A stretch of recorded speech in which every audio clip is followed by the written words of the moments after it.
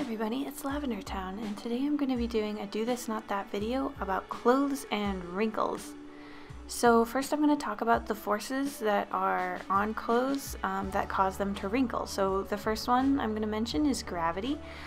These tend to cause those vertical wrinkles you see in like a curtain. Basically, it's forcing the clothes down or the fabric down, and so you'll see these downward moving wrinkles, and usually it'll ruffle the fabric at the end depending on what kind of fabric it is. The heavier the fabric, the less it's going to fluff up at the bottom. The other force I'm going to talk about is stretch. So this is how the fabric reacts to the object that is underneath the fabric, how it will wrinkle in accordance to the object that it is covering. So usually that's your character. So I'm just going to show a piece of fabric sort of being pinched and stretched over this cylinder, as well as just a little bit at the bottom that will just be completely surrounding the cylinder. So as you can see, where I'm sort of pinching up at this fabric, the wrinkles are radiating out from that point.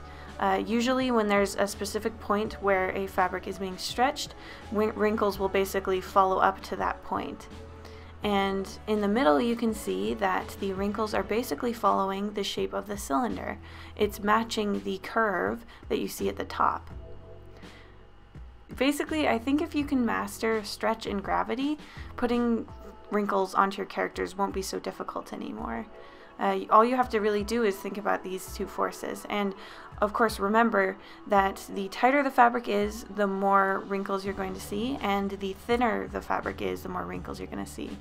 Also, if you put in tons and tons of wrinkles, sometimes that can make it look like your character is wet, because when your clothes get wet, they will cling to you, and that will cause a lot more wrinkling. I'm also going to talk about a really simple and easy way to draw lace. So lace is something that's pretty difficult and intricate a lot of the time, so I've come up with kind of a shorthand, and it certainly works for my cartoon style. It depends on how realistic you want to go, but basically I just draw this sort of scalloping shape, and then on each little scalloped part I draw a teardrop in the middle, and then I do little dots symmetrically around the teardrops, and basically it can start to look like lace pretty quick. This is especially good in comics where you have to draw a character over and over. You do not want to overcomplicate the lace. If it's for just a one-shot illustration, you can go pretty fancy, and for that I would recommend getting a reference of actual lace. But for a simple character, or for just trying out lace, I think that this method is just fine.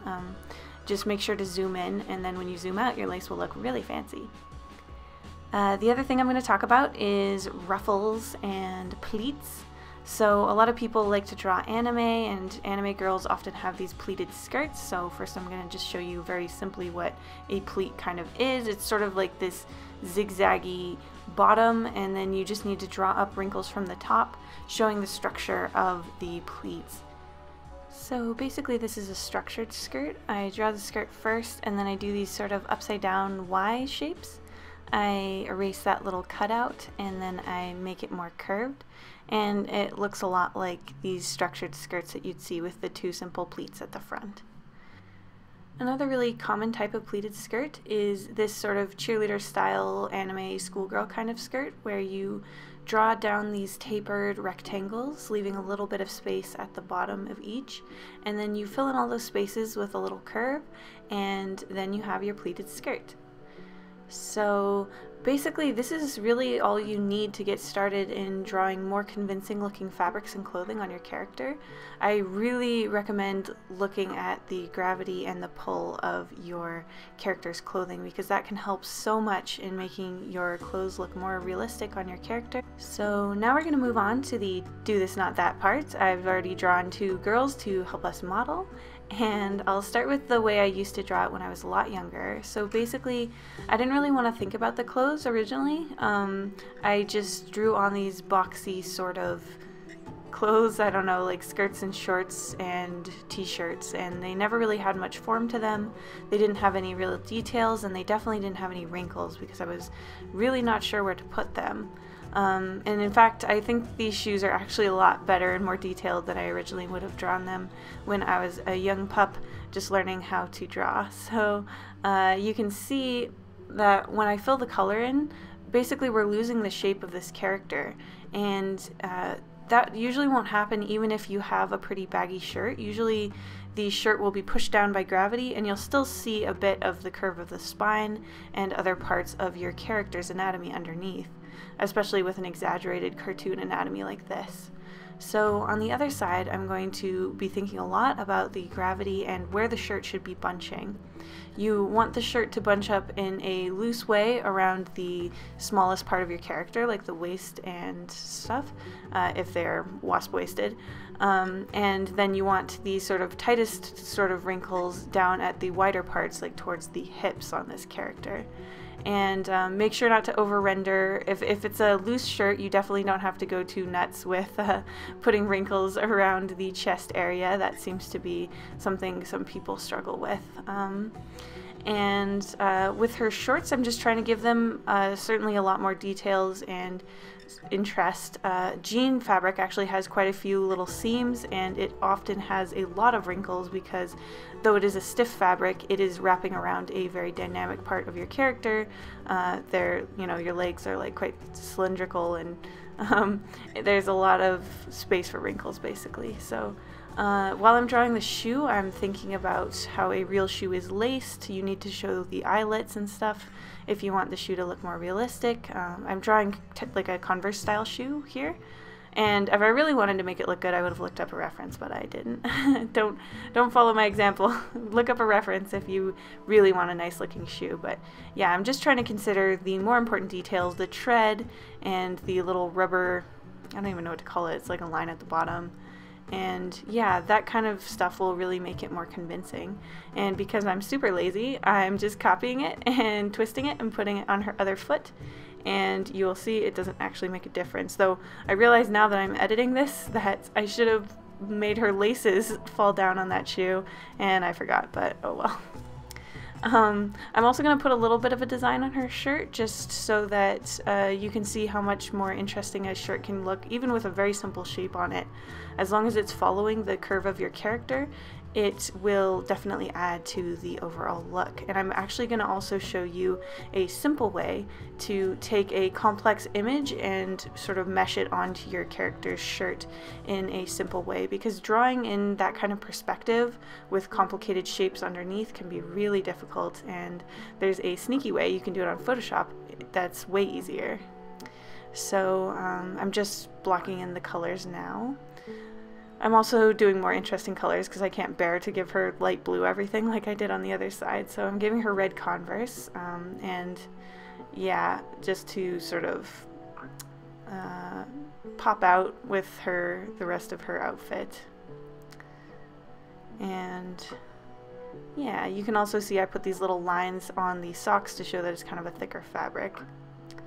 So yeah, on her chest area I'm going to be putting a little image, but like I said, it's difficult to draw considering those curves, so it's actually better to look at this shape that the image is going to be inside of and then draw it outside of the character. So this is actually a square shape, and I'm just going to mess around and try to make an image that we can then take onto her shirt. So you can do this with any kind of image. You can even take photographs and do this, which is really cool and can make your characters look super convincing and really interesting, especially if it's a really cartoon style and you put like photographs and stuff on their shirt. It can be such an interesting like kind of look. I know not everyone's a fan of it, but I think it's kind of cool. You saw some stuff like that in the Scott Pilgrim comics. I know there was like some real photography and stuff, which I always thought was kind of neat. So I'm just doing a very, very quick and sloppy illustration, but obviously if you were doing this for a proper character design or illustration, you would want it to be a little bit nicer than this. But I just wanted to show you guys how the meshing transformation can work.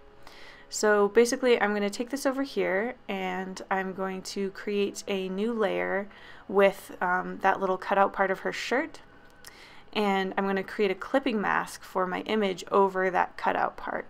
So you can see I'm doing stuff like distorting, perspective, all that kind of stuff, and just moving these little points around. When the image is kind of the right size you want it, you then select warp, and then you can precisely move each of these points so that the overall shirt image meshes well with the shirt. And then look, it looks like it's stretched naturally onto her shirt. And yeah, that's the way you can do that. I just thought that was kind of a cool Photoshop thing. The last thing I'm going to talk about here is I'm just going to show you on this outfit over here where the lines of gravity and where the lines of stretch are. So all of the red arrows are referring to lines that are, or wrinkles that are mainly there because the fabric is being stretched in some way, either stretched over like her hips or stretched because the fabric is being pinched like at the sort of crotch area, and then the blue arrows are showing where gravity lines are falling basically.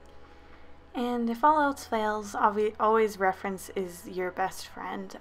The best thing you can actually do instead of looking at pictures online is to even just wear clothes that are similar to what you want to draw your characters in and just take pictures of yourself in different poses, and soon you'll get a feel for where the wrinkles should fall.